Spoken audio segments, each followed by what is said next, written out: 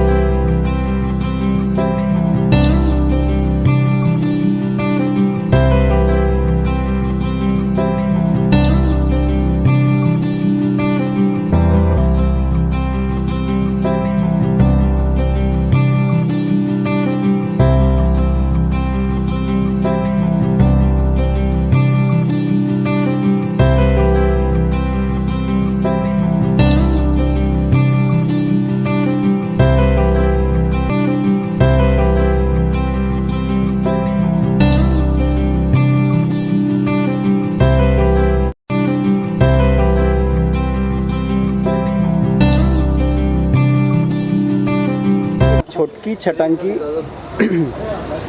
छटंकी का मतलब आप लोग जानते हैं? छटंकी का मतलब होता है फिसलन। आम के बीज को अगर आप हाथ में पकड़ेंगे तो कभी आती नहीं है, वो फिसल जाती है।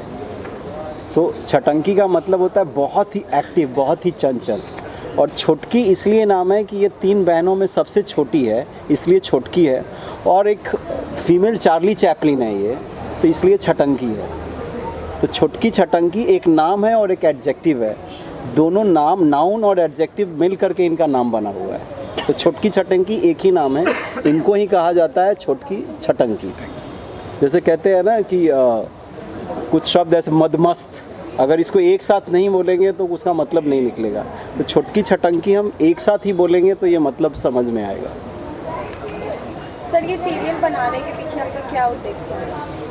देखिए, इसके पीछे मकसद ये है कि यूपी और बिहार में, ख़ास करके मतलब पूरे हिंदुस्तान में, उन बापों से बड़ी गुजारिश है कि इस सीरियल को देखने के बाद सुधर जाए, जिनको ऐसा लगता है कि 36 गुण के बराबर एक ही गुण होता है पैसा कमाना। उनको किसी भी चीज़ से लेना देना नहीं होता है, कि उनको ये देखना होता है कि लड़के के बाप के पास कितना पैसा है, लड़के की सैलरी कितनी है।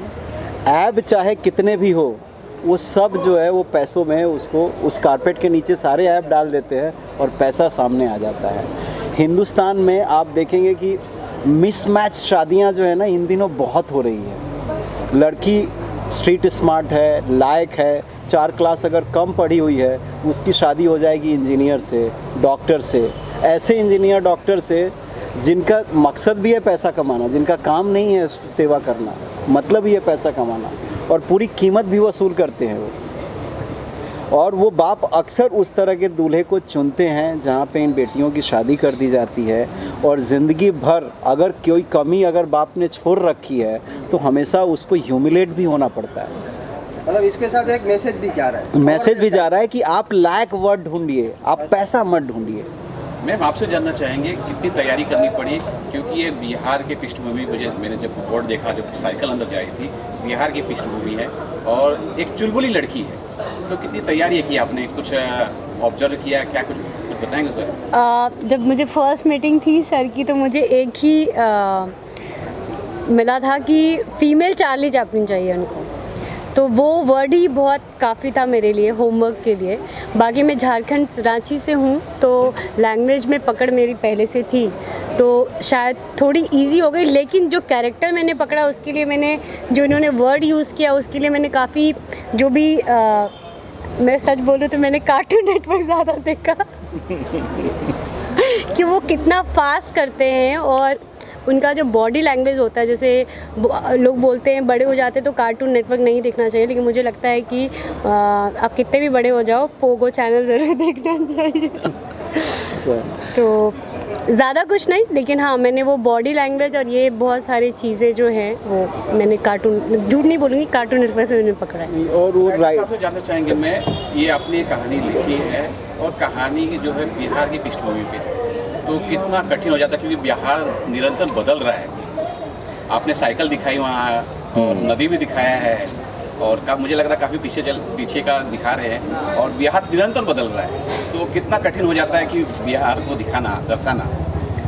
बिहार की खास विशेषता यह है कि वो विसंगतियों का प्रदेश है और ग्लोरियस कॉन्ट्रडिक्शंस जिसे कहते हैं, एक ही जगह पर अतीत भी है, वर्तमान भी और भविष्य भी है। तो आपने सही कहा, बड़ा कठिन है बिहार को एक सूत्र में बांधना। हमने ये चुनौती ली है और हम जो वर्तमान बिहार है जो बहुत तेज़ी से बदल रहा है और बहुत तेज़ी से बाकी सब देश के जो एस्पेक्ट्स हैं उसके साथ समाहित हो रहा है, उसको हमने कैप्चर किया। मेरे लिए एक एडवांटेज यहाँ, जैसे कि हमारी लीड के लिए भी एडवांटेज है, मैं बिहार से हूँ और बिहार में भी ग्रामीण क्षेत्र से बड़ी क्या कहते हैं, बड़े सीरियसली अटैच्ड हूँ। हर साल जाता हूँ, वहाँ रहता हूँ, लोगों से मिलता हूँ, तो मेरा वहाँ जो अनुभव है वो मुझे हेल्प करता है इस स्क्रिप्ट को लिखने में। मैं बिहार के मिथिलांचल क्षेत्र से, साउथ बिहार से हूँ, भागलपुर बांका से, तो वहाँ की अंगिका की जो बोली है वो हिंदी से मिलकर और भी खूबसूरत हो जाती है, तो मुझे उसका एडवांटेज है। I have that advantage. Sir आपसे जानना चाहेंगे इस बारे में, छोटकी छटकी के बारे में कैसा एक्सपीरियंस रहा आपका? एज ए डायरेक्टर देखिए क्या है कि जब आप एक सिंपल शो करते हैं ना, जो हिंदी के चैनल्स में आ रहे हैं, तो वो क्या, वो सिंपल शो आपको मालूम है कि आप जाओगे, स्क्रिप्ट मिल जाएगी और कर लिया जाएगा। लेकिन जब आप कोई ऐसा शो करते हो कि जिसमें कैरेक्टर है, जिसमें एक मैसेज है और जो कि एक कहीं किसी प्रदेश को बिलोंग करता है, तो आपके पास चैलेंज ये हो जाता है कि आपको वहाँ का बहुत कुछ दिखाना है। ठीक है, आपको वहाँ की समझ होनी चाहिए, कैरेक्टर्स की समझ होनी चाहिए, भाषा पे आपको पकड़ होनी चाहिए। और सबसे अच्छी चीज़ आप इस शो में ये देखोगे कि आपको इस शो में सारे कैरेक्टर्स नज़र आएंगे। मतलब कोई भी जितने भी टेलीविज़न पे शो चल रहे हैं, मैं कह सकता हूँ कि आप कोई भी शो उठा के देखोगे, बाप बाप है, माँ माँ है, भाई भाई है, बहन बहन है। लेकिन ये शो जब आप देखोगे तो आपको पता चलेगा जो बाप है ना, उसका भी एक कैरेक्टर है, माँ जो है वो भी खड़े होने के लिए माँ का भी एक कैरेक्टर बनाया है राइटर ने, जो बहनें हैं उनका भी एक कैरेक्टर बनाया है। तो एज ए डायरेक्टर आपके पास एक चैलेंज हो जाता है कि आपको खाली पपेट की तरह नहीं काम करना है कि आप गए, एक्टर ने अपनी लाइन बोल दी और हो गई, नहीं, आपको उस कैरेक्टर में उसको घुसाना है, उस कैरेक्टर को पकड़ाना है।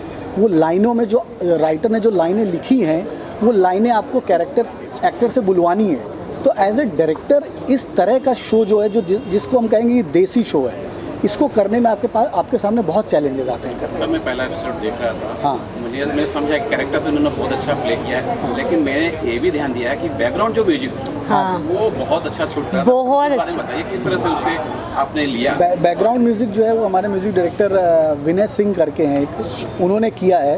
एक्चुअली हम लोग कई बार उस सेशन पे बैठे कि हमको वहाँ का जो देसीपन चाहिए था म्यूजिक में वो आए, तो कई सेशंस हुए, उसके बाद वो बनाया गया। सर प्रोडक्शन हाउस के बारे में जानना चाहेंगे? प्रोडक्शन हाउस के बारे में हमारे प्रोड्यूसर जो है मासूम, प्रोडक्शन हाउस का नाम है गांव वाला कॉन्सेप्ट स्टूडियोज। ठीक है, तो प्रोडक्शन हाउस जो है शुरू से ही, इस प्रोडक्शन हाउस के पीछे विज़न सिर्फ यही है, गांव वाला वर्ड सिर्फ इसलिए है कि सबसे विशुद्ध चीज़ जो होती है ना वो गांव होती है। हवा भी विशुद्ध आपको मिलता है, खाने को भी विशुद्ध मिलता है, पीने को भी विशुद्ध मिलता है, वातावरण भी विशुद्ध मिलता है। तो अगर बहुत ही रूटेड अगर एक कोई क्रिएटिव ब्रेन है और अगर वो सोचना शुरू करता है, तो मुझे लगता है कि गांव वाला आप जैसे ही कहते हैं, एक विशुद्धता का एक बहुत बड़ा जो है एक होराइज़न आप खोल देते हैं। और गांव वाला कहते ही अपनापन महसूस होता है। आज इस मेट्रो सिटीज़ में हर दूसरा आदमी, यार ये मेरा गांव वाला है, ये मेरा गांव वाला है, तो एक एम्पैथी सिंपैथी बहुत जल्दी जुड़ जाती है। तो हमें ये था कि लोग जब गांव वाला प्रोडक्शन बोले तो उनको लगे कि ये मेरा अपना है, हमेशा उनको महसूस हो कि अपना है। और गांव वाला का मकसद भी है कि बहुत ही रूटेड शोज़ हम सामने लेकर के आए, वो चीज़ें जो धीरे धीरे गुम हो रही है उस चीज़ को हम वापस रीस्टोर करें। सर आपसे ये भी जानना चाहेंगे, आपके प्रोडक्शन से कौन कौन सी जो धारावाहिक या फिल्म कुछ बनी है या और कौन सी आने वाले, कुछ उस बारे में बताइए। देखिए, हमने तो टेलीविज़न में बहुत ज़्यादा काम किया है और टेलीविज़न में हमने इससे पहले 4-5 टेलीविज़न शोज़ बनाए हैं। इस प्रोडक्शन हाउस ने क्राइम शोज भी बनाए हैं अलग अलग चैनल्स के लिए, जिसमें सोनी चैनल भी है, क्राइम पेट्रोल ही 400 एपिसोड्स हमने बनाया, मन में विश्वास है हमने बनाया, सब टीवी के लिए एक शो हमने बनाया, डीडी नेशनल के लिए बहुत ही कल्ट शो हमने बनाए हैं, अनुदामनी वो यही थी, एक तरेगनी उसमें भी यही थी, एक बस थोड़े से अनजाने हमने बनाया था, बहुत ही जो पाकिस्तानी फ्लेवर के थोड़े इवॉल्व ऑडियंस के लिए बहुत बोल्ड ड्रामा हमने बनाया था। इसके अलावा ये प्रोडक्शन हाउस जो है तेलुगु में 2 फिल्में प्रोड्यूस कर चुकी है, मराठी में 3 फिल्में जिसमें से 2 फिल्में ब्लॉकबस्टर है।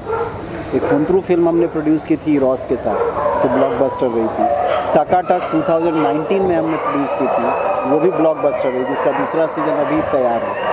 मैम से जानना चाहिए कि मैंने ये जो एपिसोड था मैंने तो खूब इन्जॉय किया, खास करके आपका सीन जो था बहुत अच्छा था, आपने कितना इन्जॉय किया और किस प्रकार का अनुभव रहा? मैं थोड़ा नर्वस थी यही कि मुझे ऐसा लग रहा था कि क्योंकि मैं इतने दिन से एक बार भी मॉनिटर नहीं देखा था, मुझे यही था कि फाइनल जब आएगा तो ही मैं देखूंगी और थोड़ा नर्वस के बहुत ही मतलब बहुत बड़े किरदार हैं, मतलब इस पूरे शो में एक जो हम पैसे वाला जो एक थॉट प्ले करने की कोशिश कर रहे हैं उसकी विक्टिम इनकी ही बेटी है। बहुत पैसे दे करके इन्होंने एक डॉक्टर से अपनी बेटी की शादी कर दी है और बेटी को जो है वो डॉक्टर एक्सेप्ट नहीं कर रहा है और ये बड़े ही धुरंधर और दबंग टाइप के इंसान हैं, लंबे चौड़े डोमिनेट करने वाले, लेकिन बेटी के बाप है तो अब झुके हुए हैं हमारे शो में, कोशिश कर रहे हैं कि बेटी का घर बस जाए। तो इस शो के बहुत ही चुनौतीपूर्ण जो आयाम है उसके बारे में ये भी बहुत ज़्यादा बताएंगे आपको। सर इसके पहले मैं आपसे सवाल करूं, मेरा मैम से सवाल जारी रहेगा। मैं ये जानना चाहूँगा कि मैंने जो एंजॉय किया है, हाँ। आपने कितना एंजॉय किया है और कितना दबाव भी था?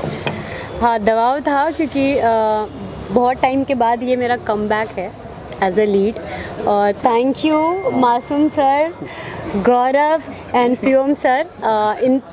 आज जो मैं छुटकी दिख रही हूँ ये इन तीनों की मेहनत है, मैंने बस इनको फॉलो किया है, बाकी और ऑफ कोर्स हमारे डीओपी सुरेश जी और शंभू जी और रंजीत जी, उन्होंने बाबूदा बहुत मेहनत की है उन्होंने। तो आज जो छुटकी आप सबके सामने इतनी अच्छी इतनी चुलबुली दिख रही है, क्योंकि शॉट ऐसे होता था कि ये तो हमेशा रहते थे, हर सीन के बाद बताते थे, फिर ये उसको कंसीव करते थे, देन ये हमको बोलते थे, फिर सर उसमें से और मसाला जो भी होना चाहिए। जब हम शॉट लेते थे तो लिटरली जब हम शूट करते थे तो ये और जो हमारे डीओपी सर वगैरह हैं वो मज़ा नहीं आया, एक और करते। तो मुझे ऐसा लगता है कि एक छुटकी को एस्टैब्लिश करने के पीछे इन सब का हाथ है, नहीं तो आज जो मैं दिख रही हूँ वो मैं नहीं दिख सकती, क्योंकि जब आप करते हो ना तो आपको ये नहीं पता चलता है कि आप सही कर रहे हैं, गलत कर रहे हैं या किस लेवल पे कर रहे हैं। जो ऑडियंस होती है या जो देख रही होती है उनको सबसे ज़्यादा अच्छा ग्राफ पता चलता है कि उनको क्या चाहिए और किस लेवल का चाहिए। सर मैं आपसे जानना चाहूँगा कि जब आप रीटेक बोलते हैं, क्योंकि रीटेक होता है, जब ये बोल रहे हैं कि मज़ा नहीं आया बार रीटेक हो रहा था, कितनी नर्वस हो जानी थी, क्या तैयार थी वो रीटेक को एक्सेप्ट करने थी कि नहीं अच्छा सीन नहीं हुआ है? नहीं, सुप्रिया जो है ना हमारे साथ बहुत सारे शोज़ कर चुकी है, हम लोग मेरे ख्याल से 10 साल से साथ में जाने और कई सारे शोज़ हम लोगों ने किए, तो इसको मेरा नेचर मालूम है, मुझे इसका नेचर मालूम है और मुझे मालूम है कि ये कोई भी काम जैसे है ना तो बड़ा डेडिकेशन से करती है। सर सही हो रहा है ना, अच्छा हो रहा है ना, और इसको ये मालूम है कि मैं ऐसे बोलूँगा नहीं कि हाँ ठीक हो रहा है, जब तक अच्छा होगा नहीं ना तो मैं करता ही रहूँगा, ये मेरी आदत है। वो कोई भी हो कि नहीं अगर नहीं हो रहा है तो फिर आपको करना ही पड़ेगा कुछ भी हो। और सुप्रिया के साथ चूँकि काम कर रहा हूँ इतने सालों से तो हम दोनों एक दूसरे को अच्छे से जानते हैं। सर से जानना चाहूँगा, सर आपका किस प्रकार का किरदार है इसके अंदर? मेरा किरदार बड़ा ही खूबसूरत कैरेक्टर है, बाहर से नारियल की तरह सख्त और अंदर से बड़ा ही सॉफ्ट और मुलायम। ये किरदार ऐसा है कि समाज में इसकी अपनी प्रतिष्ठा है, लोग इसे नकारात्मक चरित्र समझते हैं क्योंकि ये शक्ति संपन्न है, ये रंगदारी करता है, बाहुबली है, ठेकेदारी करता है, तो उसके बारे में बहुत सारी भ्रांतियां हैं, प्रचलित हैं, कुछ सही भी है कुछ गलत भी। लेकिन ये अपनी बिटिया के मामले में बड़ा ही भावुक पिता है, क्योंकि इकलौती बिटिया है उसकी और उसके तकलीफ़ों को ये सह नहीं पा रहा है, ये कोशिश कर रहा है कि किसी तरीके से मैं इसकी तकलीफ़ें दूर कर दूँ। ड्रामा वही है कि वो जो दोनों परिवारों के बीच में इस संबंध में जो मतभेद होते हैं वही असली मजा है। और सारी बातें बता दूं तो फिर मैं सर से जानना चाहूँगा, सर इतने अच्छे अच्छे कलाकार को आपने लिया, किस प्रकार से ये बोर्ड पे आए?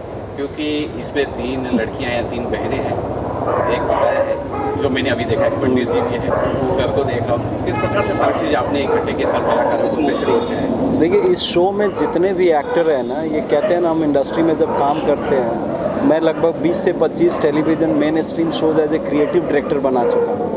तो सारे शोज़ में सब लोग कहीं ना कहीं मेरे साथ काम किए हुए थे। तो सबको एक एक टेक्स्ट किया गया, बात की गई और बोला गया। सब लोग अगर हाँ बोलते हो तो ये बहुत कम बजट का एक शो है, पर शो में कॉन्सेप्ट में गहराई है। साथ दो तो बनाएंगे। तो किसी ने अपना एक बहुत ही इतना बड़ा डिमांड नहीं रखा जो ये बाज़ार से जो लेते हैं। तो हर किसी ने अपनी मेहनताना ऐसे कट किया है जैसे हम मोहब्बत में बिके हुए लोग हैं। गाँव वाली की अगली रणनीति क्या है? राजनीति में तो है नहीं कि रणनीति बनाएंगे। आगे क्या मतलब कर रहे हैं? आगे किस तरह का शो, किस तरह के कॉन्सेप्ट को ला रहे हैं? वो कहना तो मुश्किल है, लेकिन गांव वाला जितनी भी चीज़ें कर रहा है वो इनोवेटिव कॉन्सेप्ट है दोस्त। और गांव वाला की मोस्टली जितनी प्रॉपर्टी हम लोग बना रहे हैं वो इंडिपेंडेंट प्रॉपर्टी है। गांव वाला वो प्रोडक्शन हाउस नहीं है जो पहले चैनल में जाता है और पूछता है कि जाल में फंसोगी मछली से, और फिर जो है वो जाल फेंकता है। हम पहले अपना शो कंसीव करते हैं, ऐलान कर देते हैं कि हम शो बनाने जा रहे हैं, भाई जिसको अच्छा लगेगा और लेना, नहीं लोगे तो यूट्यूब पे डाल दूंगा या कहीं बेच लूँगा इंटरनेशनल मार्केट में। सब आखिरी आपसे ये जानना चाहेंगे, क्या अपील करेंगे इस चैनल के माध्यम से जो लोग देख रहे हैं, दर्शकों को क्या कुछ बोलना चाहेंगे? तो उनको ये शो MX प्लेयर पे मिलता है, MX प्लेयर पे देखें। आज़ाद पे अगर वो देख पा रहे हैं तो आज़ाद पर वो देखें। ये शो को देखें ज़रूर, क्योंकि अगर उन्होंने 4 एपिसोड भी अगर देख लिया, सस्टेन कर लिया, तो आगे के 260 एपिसोड बिना देखे वो रुक नहीं सकते। क्योंकि इस कहानी करने में, कहानी को रचने में और किरदार को करने बनाने में कोई कमी नहीं रखी है। फास्ट फूड की तरह शो नहीं बन रहा है, ये आम डेली सोप की तरह नहीं है। बिल्कुल। हमने 1 महीने में 6 एपिसोड शूट किए हैं, ये हमारी रफ्तार है। 1 मंथ में 6 किया है। पूरा दामोदर मैं देख रहा हूँ आपके ऊपर है, हंसमुख का, और नाम भी आपके ऊपर से जा रहा है। आप बताइए क्या फील कर रही हैं? मैं आपको सच बोलूँ, मैं सुबह आती हूँ और रात तक, जब तक हमारा पैकअप नहीं होता है तब तक मैं ऐसी ही रहती हूँ, क्योंकि हमारा जो माहौल बना हुआ है, पता नहीं, ये नहीं पता, मतलब इन्होंने बहुत छूट दे के रखी है सब चीज़ में, इन्होंने बहुत छूट दे के रखी है कि मतलब बहुत एडजस्ट, मतलब आप, तो हम हंसते हुए ही जाते हैं घर और वापस सुबह हंसते हुए आते हैं। 1 मंथ हो गया हमको शूट किए, लेकिन अभी तक टच वुड हम में से किसी की भी एनर्जी कम नहीं हुई है। मैम, छोटे शहर से आके यहाँ पे अपना बनाना, एक मुकाम बनाना कितना टफ है? रांची जैसे छोटे शहर से आके यहाँ पे अपना टीवी इंडस्ट्री में एक बड़ा नाम बनाना कितना टफ है, कितना मुश्किल है? टफ बनाना टफ नहीं है, टफ वो हो जाता है जब आपकी फैमिली सपोर्ट ना करे तब। क्योंकि आपको ही पता है कि जब हम छोटे शहर, मतलब रांची छोटा नहीं है, लेकिन क्या होता है कि वहाँ अगर कितने भी पढ़े लिखे लोग हैं ना, जैसे मेरे घर में भी है, तो उनकी मेंटालिटी वैसी चलती है। दूसरा करेगा तो वो बहुत अच्छा लगता है, वो सीरियल देखेंगे, लेकिन अपने घर के लोग नहीं करना चाहिए, तो वो एक स्ट्रगल है। और वो आपको बहुत फील कराता है कि यार हम मेट्रो सिटी के होते, हम ऐसे होते तो हमारे घर में जो जहाँ आज हम हैं शायद उससे बहुत ऊपर होते। क्योंकि अभी भी हमारे घर में हो गया ना, शौक से कर रही हो ना, हो गया ना, ऐसी बातें चलती है, तो बहुत टफ है वो। Thank you so much. मेरे कैरेक्टर का नाम है रुमाल, और रुमाल इनकी फैमिली का बहुत ही अटूट हिस्सा है। मेरे पिताजी के जाने के बाद, और हमारे मास्टर साहब ने मुझे पाला पोसा है, बड़ा किया है, और घर का इकलौता मैं मेल पुरुष हूँ, सदस्य हूँ जो घर के बाहर के सारे काम करता है। तो बहनों में बहन बन जाता है, पापा के बीच में बेटा बन जाता है, माँ के साथ उनका लाडला बन जाता है, तो सिचुएशन के अकॉर्डिंग ये चेंज हो जाता है। आपसे जानना चाहेंगे कि आपका किरदार कैसे? मैंने तो देखा आप रोते हुए हैं, रियल लाइफ में भी इस तरह है क्या? रियल लाइफ में बिल्कुल ऐसी नहीं हूँ, मेरा कैरेक्टर इसमें बड़की का है, और बस आपने देख ही लिया मुझे रोते हुए। इतना ही मेरा कैरेक्टर तो है ये इसमें। बताइए, कांदे से रो रहे थे कि या सीरियल देख के रो रहे थे या ग्लिसरीन लगा लिए थे? ग्लिसरीन बिल्कुल नहीं लगाया था, थोड़ा थोड़ा प्याज वाला भी लग रहा था। उसके बाद में प्यार वाला भी जो दिखाया है कि जो सीरियल देख रहे थे ना सास बहू वाला, तो थोड़ा प्यार, क्योंकि पापा जी शादी कर रहे हैं ना मेरी बहुत जल्दी और विदा करने की तैयारी है। अच्छा, पापा जी से जानना चाहेंगे, पापा जी ये जब किरदार आपको प्ले करना था, एक वैसा पिताजी जो धन के पीछे लगा हुआ है, मेरे ख्याल से उसमें अपनी बेटी की खुशी से ज़्यादा उसे धन की चिंता थी। बिल्कुल है। तो सर उस बारे में बताइए कि उस बारे में यही है कि मतलब जो मास्टर शिवोत्तम शर्मा है वो धन को नहीं हिलने देगा, बाकी सब चीज़ें ठीक है, लेकिन हाँ बेटियों की भी केयर करता है वो, लेकिन धन थोड़ा सा पहले है। और वो चाहता है कि धन से जो है ना वो अच्छे दामाद या अच्छी चीज़ें वो खरीदी जा सकती हैं। पैसा मतलब इतना वो इम्पोर्टेंट चीज़ है। जी मम्मी जी से जानना चाहेंगे मम्मी के किरदार के बारे में, क्योंकि आप जब अपनी बेटिया के पास जाते हैं तो उनकी जैसे हो जा रही हैं, और जब पापा आते तो किस तरह का हो रहे हैं अरे तो देखा बाबा, नहीं मैंने, टेरर ही टेरर। तो उस बारे में कुछ बताइए। हम नारायणी शर्मा प्ले कर रहे हैं, तो हम टीम है हमारी बच्चियों के साथ, और पापा बहुत स्ट्रिक्ट है तो घर में उन्हीं की चलती है, बट हमारा एक अपना गैंग है, मतलब हम जो चाहते हैं वो डिसाइड करके उनसे करवा भी लेते हैं। एंड छुटकी इज़ द मेन रक्षण करता, और उनका हमेशा से वो रहा है कि she takes a lead and she is a leader of the family. तो ऐसी कुछ छोटी छोटी चीज़ें और होती है घर में, तो वी सपोर्ट ईच अदर। प्यार तो बहुत है पापा से भी, पर पापा का पैसा ही सब कुछ है, तो हम उस तरह से थोड़ा सा उनको मनाने की समझाने की कोशिश करते हैं, पर पापा हमारे बिना पैसे के किसी की नहीं सुनते। ये है एक ऐसी किरदार छुटकी जिससे मैं थोड़ा सा, जो मास्टर जी हैं वो थोड़ा घबराते हैं, मतलब ये बात मनवा लेती है अपनी। अच्छा, आपसे जानना चाहेंगे आपका क्या किरदार है? मुझे लग रहा है कि आप पढ़ाकू होंगे उसके अंदर। हाँ, मैं बहुत पढ़ाकू हूँ, हर वक्त किताबें लेके ही घूमती रहती हूँ, बट रियलिटी में वैसी नहीं हूँ। कॉमिक्स रखे हैं, कॉमिक्स रखे रखती हूँ। अच्छा, आपका जानना चाहेंगे, मैंने आपको देखा नहीं, आप भी किरदार कर रहे हैं। जी मैं प्ले कर रही हूँ इनके सबसे बड़े बेटे की वाइफ, और मेरी एंट्री भी कल ही होने वाली है। ये बहुत ही पावरफुल कैरेक्टर है, नेहा नाम है मेरा। और क्या होता है कि शादी के समय जब उन्हें पता चलता है कि पढ़ी लिखी नहीं है, तो इनके बेटे जो है मुझे इतना पसंद नहीं करते, चले जाते हैं। तो मैं किस तरीके से उनका दिल जीतने के लिए अपने आप को एजुकेट करती हूँ, और कैसे अब शेक्सपियर पढ़ के, जो एक बिल्कुल गंवार लड़की है, कैसे 5 सालों में अपने आप को बदलती है उनके बेटे के लायक बनने के लिए। वो डॉक्टर है, बॉम्बे में रहता है, तो एक दिन किसी दिन ऐसा है कि वो मुझे अपना ले, उसके लिए वो अपने आप को एजुकेट करती है। तो it's a very powerful character है। दरअसल क्या है ना, मैंने अपने बेटे की शादी करने के लिए, मेरे पास पैसे थे नहीं, तो मैंने देखा इसका जो बाप है ना वो गुंडा मवाली भी है लेकिन ठेकेदार है, पैसे वाला है। तो मैंने उससे पैसे लेके, और इस अनपढ़ को जो है ना, ये पढ़ लिखी थी नहीं, और मैंने ताकि मेरा बेटा US जाके डॉक्टरी की बढ़िया सी बड़ी डिग्री ले आए, और ये हो गया। अभी मुझे इससे कोई फालतू मतलब नहीं है ना, और इसके बाप से भी हम चाह रहे हैं कि किसी तरह अंदर ही अंदर छुटकारा सा शादी की रात हो से जाए। वो अपनाता नहीं है बहू को, और चले जाते हैं छोड़ के, तो बस वो उसी आग में जल रही हैं, और वो अपने आप को कैसे उनके लायक बनाने के लिए कर रही है। It's all about that. अच्छा, अब मैं लास्टली आपसे जानना चाहूँगा, आपके जो फैमिली है बहुत अलग अलग कैरेक्टर है। पापा जी का कैरेक्टर अलग है, मम्मी का अलग है, इनका अलग है, तो पूरी फैमिली आपको किस प्रकार से लगी? बहुत वो कहते हैं ना कि ज़्यादा अगर शक्कर हो जाए तो डायबिटीज़ हो जाती है, और खट्टी मीठी और सब नमकीन चीज़ें हो तो वो फैमिली में हंसी खुशी, मतलब हमेशा हैप्पीनेस रहता है। तो सेम मैं फील करती हूँ कि ऑफ कोर्स जहाँ से मैं बिलोंग करती हूँ पापा ऐसे ही होते हैं, और मैं अपने घर में भी सबसे छोटी हूँ और पापा की लाडली, और यहाँ भी हूँ कि कैसे भी करके मैं मना लेती हूँ। मम्मी की बातें, दीदी की बातें, सब इनसे बोल के मैं मनवा लेती हूँ।